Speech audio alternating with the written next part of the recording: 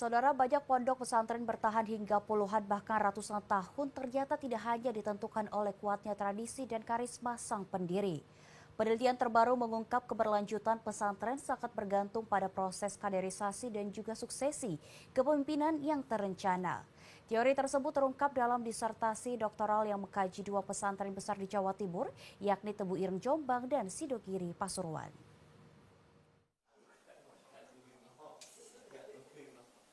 Pesantren merupakan salah satu institusi pendidikan Islam tertua di Indonesia.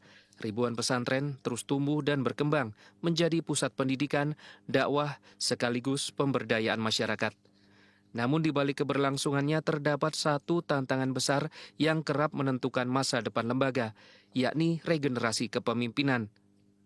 Penelitian doktoral yang dilakukan Heri Cahyo Bagus Setiawan dari Fakultas Ekonomi dan Bisnis Universitas Erlangga menemukan bahwa keberhasilan suksesi kepemimpinan pesantren tidak hanya ditentukan oleh faktor keturunan, meski banyak pesantren lahir dan berkembang dalam tradisi keluarga pendiri.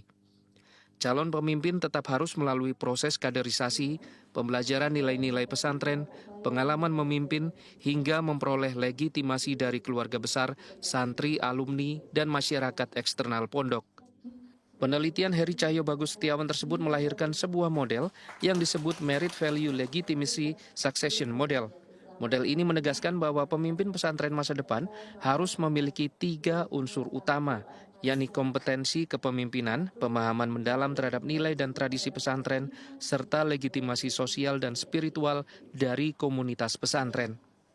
Pesantren itu di dalam proses pemilihan calon pemimpin itu bukan hanya sekedar bagaimana kemudian pemahaman tentang keagamaan atau penerimaan masyarakat, dalam hal ini adalah penerimaan stakeholder pesantren, tetapi bagaimana pemimpin pesantren masa depan itu membutuhkan pemimpin yang tidak hanya memiliki legitimasi secara sosial masyarakat dan spiritual, tetapi juga harus memiliki kompetensi, yang kompetensi itu adalah kompetensi praktik di dalam manajerial maupun di dalam entrepreneurial leadership atau di dalam kepemimpinan. Inilah yang kemudian menjadi konsentrasi kami di dalam melakukan riset di dalam disertasi doktoral di Universitas Erlangga ini. Topik ini sangat menantang sebetulnya ya. Saya yang bukan dari latar belakang pesantren itu justru merasakan auranya betapa pentingnya pendidikan pesantren ini di Indonesia ya.